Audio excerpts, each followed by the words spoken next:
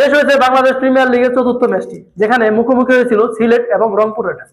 সিলেটের জন্য ছিল প্রথম ম্যাচ এবং রংপুরের জন্য ছিল দ্বিতীয় ম্যাচ। এই ম্যাচে সিলেটের জন্য প্রথম ম্যাচেই ছিল জিতার জন্য সুবর্ণ সুযোগ, কিন্তু তারা বিশাল ব্যবধানে হেরে বসে 34 রানে। এখন আপনারা বলতে পারেন 34 রান আবার বিশাল হয় কিভাবে? টি-20 ম্যাচে 34 রান বিশালই। দেখেন সিলেট কিভাবে আজ জিতার সুযোগ হাতছাড়া করেছে, যেখানে প্রথম ইনিংসে ব্যাট করা দলগুলো যথাক্রমে 196, 191 এবং 203 রান করেছে। সেখানে সিলেটের বোলাররা রংপুর রাইডার্সকে 155 রানেই ভালোভাবে আটকে দেয় এবং এই 155 রান তুলতেই রীতিমতো হিমশিম খায় রংপুর রাইডার্সের ব্যাটাররা। রংপুর রাইডার্সের টপ অর্ডারের ব্যাটাররা তেমন কিছুই করতে পারেননি আজকের ম্যাচে। যা কিছু ঝলক দেখিয়েছেন মিডল অর্ডারের ব্যাটার, যেখানে ইফতিখার আহমেদ, তার কথা না বললেই নয়। তিনি এর আগের ম্যাচেও অনেক ভালো একটা ইনিংস খেলেছেন এবং এই ম্যাচেও তিনি 42 বলে 47 রানের একটা ইনিংস খেলেছেন।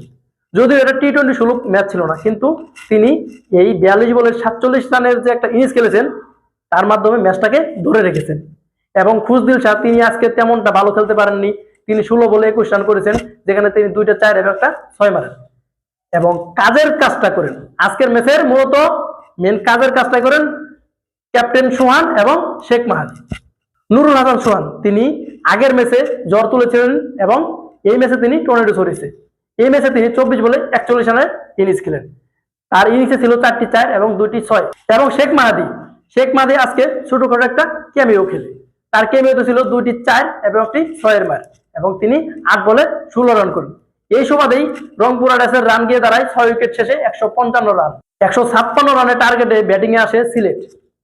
শুরুটা তারা ভালোই করেছিল, কেননা 10 ওভার শেষে তাদের রান ছিল 78 এবং উইকেট গিয়েছিল 3টি এবং বাকি 10 ওভার রান দরকার ছিল তাদের 78 এবং তাদের হাতে ছিল 7-7টি উইকেট। সেখানে তারা বিশাল ব্যবধানে তো জিততেই পারেনি, বরং তারা বিশাল ব্যবধানে হেরেছে। তাদের ব্যাটিং লাইন নিয়ে বেশি কিছু বলার নেই, কেননা তাদের ব্যাটিং লাইন আজকে খুব বেশি পারফরমেন্স করতে পারেনি। সর্বোচ্চ রান করেছিলেন রনি তালুকদার 36 বলে 41 রান। তার রানের উপর ভিত্তি করেই সিলেটের রান গিয়ে দাঁড়ায় 121 রান 9 উইকেট বিনিময়ে এবং তারা সেখানেই থেমে যায় এবং বিশাল ব্যবধানে ম্যাচটা হারে। আজকের ম্যাচের ক্রেডিট দিতে হয় রংপুর রাইডার্সের বোলারদের, কেননা সাইবুদ্দিন, তিনি আজকে ছিলেন মিতব্যয়ী একজন বোলার। তিনি 4 ওভার বল করে মাত্র 18 রান খরচ করে 2টি উইকেট নেন এবং খুশদিল শাহ, তিনিও তার দেখানো পথেই হাঁটেন, বরঞ্চ তার চেয়ে তিনি আরো ভালো বল করেন।